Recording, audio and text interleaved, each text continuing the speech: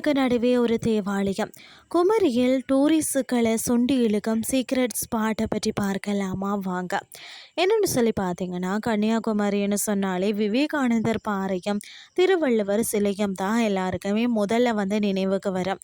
ஆனால் இப்போது சுற்றுலா பயணிகளை பெருமளவு இருக்கக்கூடிய வகையில் தான் ஒரு புதுமையான ஸ்பாட் அங்கே வந்து ரெண்டாகி இருக்கிறது. ஆமாங்க, கடல் அலைகளில் வந்து சத்தத்தோடும் மனதிற்கு மாபெரும் அமைதியை தரக்கூடிய ஒரு வித்தியாசமான வழிபாட்டு தலம் தான் அந்த இடம்.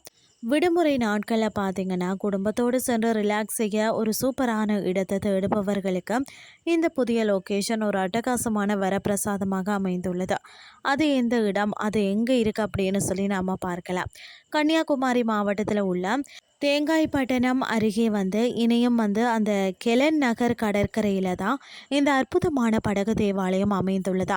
இதன் பேருக்கு ஏற்றால் போலவே வந்து தூரத்தில் இருந்து பார்க்கும்போது அச்சு அசலாக ஒரு நிஜ படகு போலவே வந்து கட்டப்பட்டுள்ள இதன் பிரம்மாண்டமான வடிவமைப்பு அனைவரையும் பிரமிக்க வைக்கிறதுன்னே சொல்லலாம். பாரம்பரிய மர வேலைப்பாடுகளை நினைவுபடுத்தும் வகையில் அழகிய வண்ண அலங்காரங்களுடன் இது மிகவும் நேர்த்தியாக உருவாக்கப்பட்டுள்ளது. கடலுக்கு மிக அருகிலேயே இப்படி ஒரு பிரம்மாண்டமான கப்பல் நிற்பது போன்ற ஒரு தோற்றம் பார்க்கிறவங்கட கண்ணுக்கு வந்து பார்த்திங்கன்னா ஒரு மிகப்பெரிய விருந்தாக அமைகிறதுனே சொல்லலாம். இந்த அழகிய தேவாலயத்தின் உட்புறத்தில் பார்த்திங்கன்னா கல்லால் செதுக்கப்பட்ட சிலுவையும் அன்னை மரியாவின் வந்து திருவுருவச் சிலையும் வந்து பார்த்திங்கன்னா பக்தியுடன் வந்து வைக்கப்பட்டுள்ளன. கடற்கரை ஓரத்தில் அமைந்திருப்பதால் அதிகாலை சூரியோதயம் மற்றும் மாலை நேர சூரியாஸ்தமனத்தை இங்கிருந்து பார்க்கிறது கண்கொள்ள காட்சியாக இருக்கும்.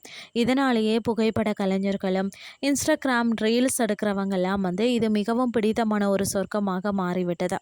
குடும்பத்துடன் வாரவங்க கடல் காற்றில் சிலுசிலுவன அமர்ந்து அமைதியாக நேரம் செலவிட இது ஒரு அட்டகாசமான ஸ்பாட்.